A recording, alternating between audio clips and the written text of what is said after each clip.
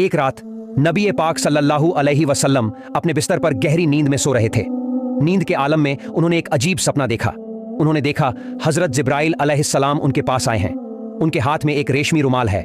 नबी जी सल्लल्लाहु अलैहि वसल्लम ने हैरान होकर पूछा, ए जिब्राइल, तुम्हारे हाथ में ये क्या है? जिब्राइल अलैहिस्सलाम मुस्कुराकर बोले, या रसूल अल्लाह, आप खुद इसे खोलकर देख लीजिए, तब समझ जाएंगे। नबी जी सल्लल्लाहु अलैहि वसल्लम ने वह रुमाल लिया और धीरे धीरे खोला। अरे, उस रुमाल के भीतर एक नन्ही बच्ची का चेहरा चमक रहा था। नबी जी सल्लल्लाहु अलैहि वसल्लम ने पहचान लिया और फौरन बोल पड़े, ये तो मेरे अजीज दोस्त अबू बकर की बेटी आयशा का चेहरा है। उन्होंने फिर पूछा, जिब्राइल, मुझे ये चेहरा क्यों दिखाया जा रहा है?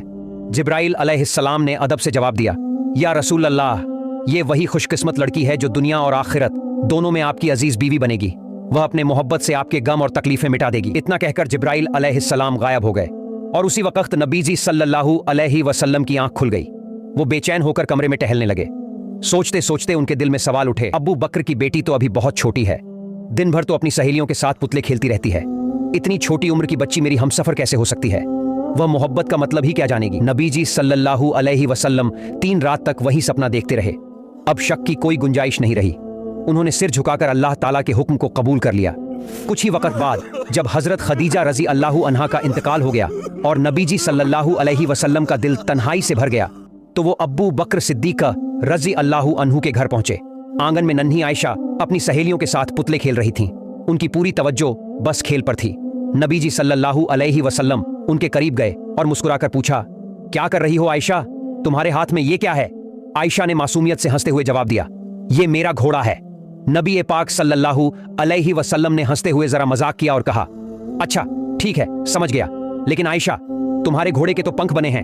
अरे, घोड़े के तो कभी पंख नहीं होते। आयशा रजी अल्लाहु अन्हा मासूमियत और तेजी से बोली, किसने कहा आपको कि घोड़े के पंख नहीं होते? क्या आप नहीं जानते कि अल्लाह के नबी हजरत सुलेमान अलैहिस्सलाम के घोड़े के भी पंख थे? उनकी यह बात सुनकर नबी जी सल्लल्लाहु अलैहि वसल्लम इतनी जोर से हंस पड़े कि उस दिन नबी पाक सल्लल्लाहु अलैहि वसल्लम को इस कदर हंसते हुए देखा कि उनके नूरानी दांतों की मसूड़े तक साफ दिखाई देने लगे। सुभान अल्लाह, नबी जी सल्लल्लाहु अलैहि वसल्लम तो पहले से ही आयशा की तेज याददाश्त और जहनियत से वाकिफ थे, लेकिन उस दिन की यह मासूम सी बात उनके दिल पर गहरी छाप छोड़ गई। उन्होंने सोचा, शायद यही वजह है कि अल्लाह ताला ने इस बच्ची को मेरी हमसफर चुना है। इसकी याददाश्त और अक्ल में मेरी उम्मत के लिए बड़ा भला छुपा है। वास्तव में आगे चलकर यही हुआ।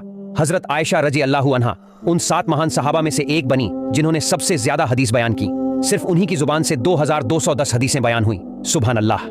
उसके बाद नबी पाक सल्लल्लाहु अलैहि वसल्लम अल्लाह के हुक्म को पूरा करने के लिए हजरत ख्वाला बिनते हकीम के पास गए।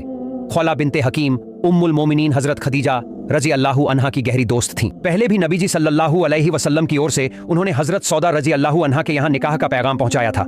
इसलिए इस बार भी नबी जी सल्लल्लाहु अलैहि वसल्लम ने उन्हें बुलाया और अपने तीनों सपनों का पूरा हाल बयान कर दिया। फिर फरमाया, ख्वाला, तुम अब्बू बकर के घर जाओ और मेरी तरफ से यह पैगाम पहुंचा दो। ख्वाला बिनते हकीम यह सुनकर बहुत खुश हुई और फौरन अब्बू बकर सिद्दीक रजी अल्लाहु अन्हु के घर चली गईं।